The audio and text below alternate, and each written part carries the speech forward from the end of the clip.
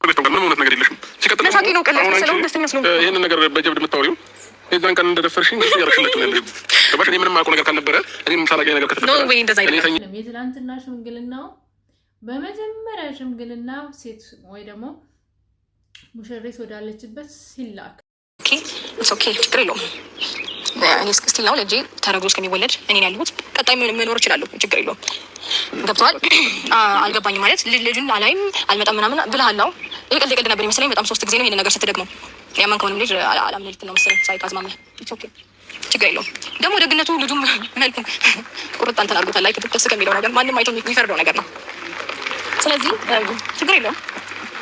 አይታወቅም። ምናልባት ይሄኛውም አንተን ሊመስል ይችላል ወይም ልትመስል ትችላለች። ከዛ በኋላ ታምናለህ? አዎ ጠርሻለሁ። ይጠብቅልኛል። እኔም አለዋቸው። ደስ ብሎኛል። የምር ደስ ብሎኛል። አብርሽ እንግዲህ ልጆችሽን ፈጣሪ ያሳድግልሽ ያለሽ መርቆሻል። ምክንያቱም የመጀመሪያው በስህተት ነው የተረገዛሉ።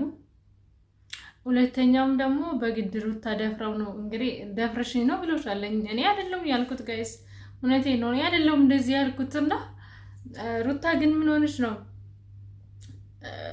በዚህ ዘመን? እኔ አይዶንት ኖ ማለት ሴት ልጅ ወንድን ስትደፍር እኔ ከእናንተ ቤት ነው የሰማሁት። ለነገሩ ከእናንተ ቤት የማይሰማው ነገር የለም። ሆነን ለመናገር በጣም ብዙ ነገር እንሰማለን ገና። እድሜ ብቻ ይስጠን፣ እድሜ ይስጠን፣ እድሜ ይስጠን። በቃ ሌላ ምንም አይደለም። የትላንትና ሽምግልናው በመጀመሪያ ሽምግልናው ሴት ወይ ደግሞ ሙሽሪት ወዳለችበት ሲላክ በእናንተ አየን እና ከኢትዮጵያም ደግሞ የእናንተ መጀመሪያ ጊዜ ማለት ነው። ያው እዚህ ጋር ሁለታችሁም ስለሆነ የምወቅሳችሁ ቤተሰብ የሌለበት ሰርግ የተከበረው እናንተ ከኢትዮጵያ ዱባይ መጥታችሁ ሰርግ ስትረግሱ በጾም ምድር ጋይስ ትዝ ይላችኋል። የሆሳዕና ቀን በህማማት ውስጥ ነበረ ሰርግ የተደገሰው ማለት ነው። እና ቀጣይ ደግሞ እንግዲህ ምን እንደሚመጣ አናቅም። ሩታ በጣም ብዙ ነገር እንግዲህ ባንቺ በእርግጥ ሁላችንም ንጹህ አይደለንም። ማንንም ጻድቅ የለም እዚህ ምድር ላይ። ሁሉም ኃጢአትን ሰርቷል፣ ሁሉም በድሏል። ግን የሩታና ሩታ ምክንያቱም ያው ሁላችን እንደምናውቀው አብርሽን የደፈረችው እንግዲህ አብርሽ ሲናገር ከአቡ የሰማሁት ነው የምናገረው ጋይስ ነኝ። እና እሷ እንደደፈረችው ነው። አሁንም ይሄው ሁለተኛ ልጅ የተረገሰው እሷ በደፈረችው ነው። ቃሉን ለማለት ይቀፋል፣ ግን እኛ ምን እናርግ? ፈጣሪ ሆይ ይቅር በለን፣ እንደው ይቅር በለን። እኔ ሌላ ምንም ማለት እና በጣም ነው የሚያስጠላው። እኔን ለመናገር በጣም ነው የሚደብረው።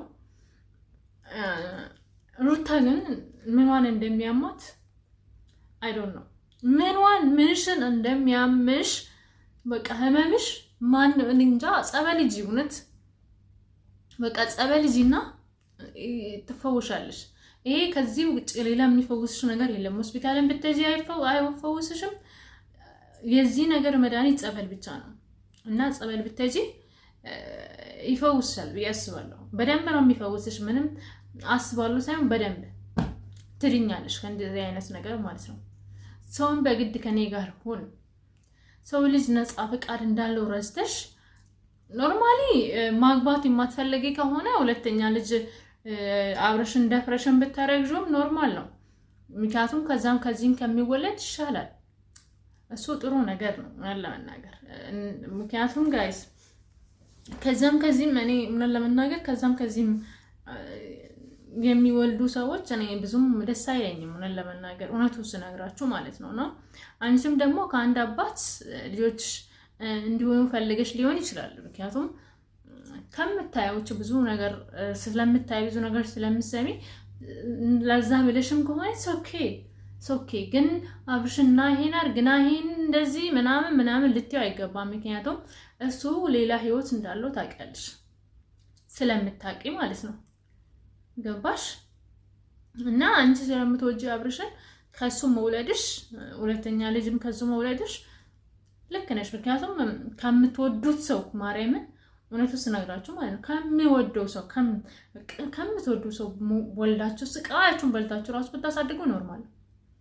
ጌታ በቃ ከምትወዱት በቃ ለዚህ ሰው በሞትለት ብላችሁ የምታስቡት ሰው ወልዳችሁ በቃ ምንም ራሱ ድህነት ድሃ ውስጥ ችግር ውስጥ ሆናችሁ ስቃያችሁን በልታችሁ ብታሳድጉ ኖርማል እና ከምንወደው ሰው ፈጣሪ እንድንወልድ ይርዳን ሁላችንን።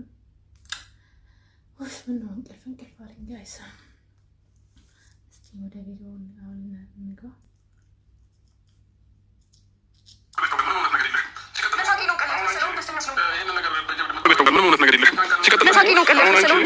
ይህንን ነገር በጀብድ የምታወሪው የዛን ቀን እንደደፈርሽኝ ያረክላችሁ ነው። ገባሽ? እኔ ምንም አውቀው ነገር ካልነበረ እኔም ሳላገኝ ነገር ከተፈጠረ እኔ ተኝቼ ይኸው ጋይዝ ኦማይ ግረስ ጋይዝ ሰምተሻላ? እኔ አለው ይሄን ያልኩት አብርሽ ነው። እኔም ባላውቀው ከሆነ እኔ እንትን ካላልኩኝ ሁለት ጊዜ አንቺ ነሽ የደፈርሽኝ አላት እና እኔ አይደለም ከኔ አንደበት አይደለም የሚሰማችሁ። ኦኬ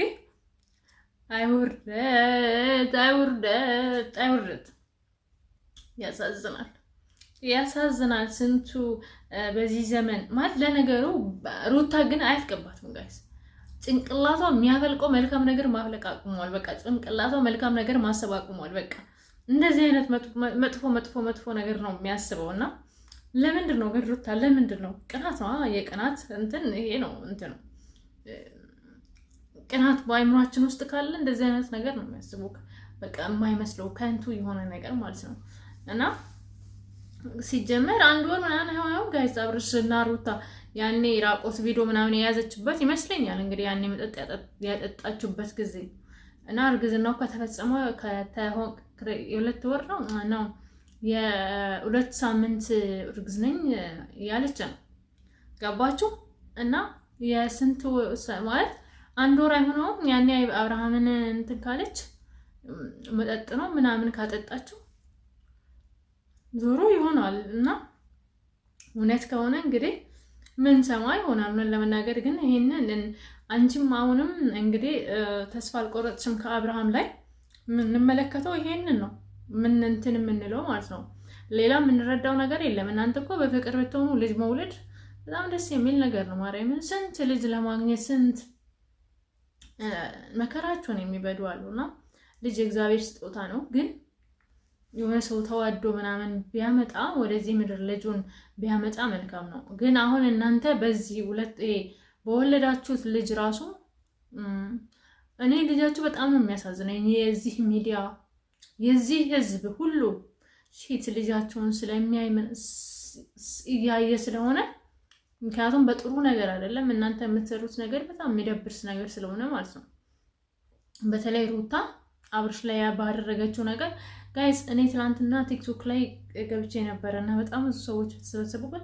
ከዛ ሩታን እንዴት ምን አይነት ሴት ናት እሷ በቃ ወንዱላ እንዴት እንደሚያንጠልጥሏት እና እሷ አብርሽ ላይ ባደረገችው ነገር ሰዎች በጣም ሩታን በጣም ነው የጠሏት። በጣም ማለት ነው ከምላችሁ በላይ እና እንደዛ አድርገሽ አሁን ከዚህም በኋላ ደግሞ ልጅሽ አሁን የተረገዘው ሴትም ትሆን ወንድ አብርሽን እንግዲህ በሚዲያ እየተናገራችሁ ነው።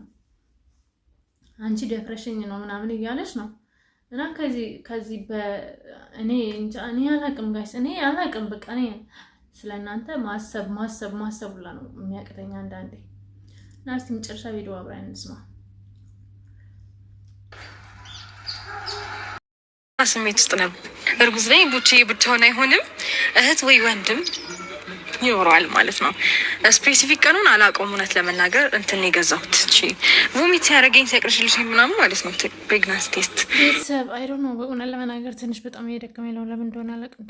ድክም እያለኝ ነው ግን ማለት ነው የምር እውነት ለመናገር ሰው ልጅ ዘንድሮ በቃ ክብሩን አጣ። በቃ ስላችሁ በቃ ክብር የሚባል ነገር ሰው ልጅ ለምን እንደዚህ እንደተግማማ ግራ እስኪገባኝ ድረስ በጣም ሰዎች የእውነት እየተግማማን ነው ማለት እኔ እንጃ በጣም ነው የምትገርመኝ ሩታ እውነት ለመናገር ጋይስ ሁሉም ነገር በልኩ ሲሆን ነው ደስ የሚለው ማርያምን።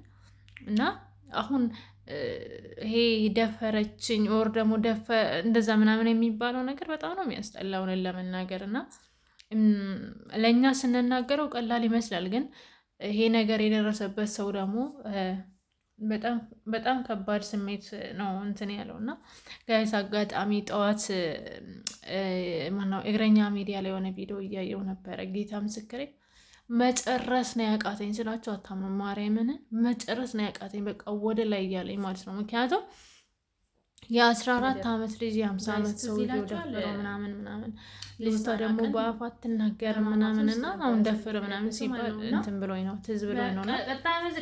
እንዴት በቃ ከአይምሮ ሊጠፋ አልቻለም። ማርያምን በጣም ከባድ ነው በእውነት አሁን ያለንበት ጊዜና ቤተሰቦቼ እግዚአብሔር አምላክ ሰላሙን ያብዛላችሁ። እንዴት ናችሁ? ደህና ናችሁ? ደህና ነኝ ፈጣሪ ይመስገን። እስቲ አንድ ቀን ሲመቼ ላይ እናወራለን እንደ እግዚአብሔር ፍቃድ እና ቪዲዮውን ላይክ ኮሜንት አድርጉ። እስቲ የሰሙትን ነገር ተናገሩ። ይሄ ነገር ትክክል ነው ወይስ ትክክል አይደለም?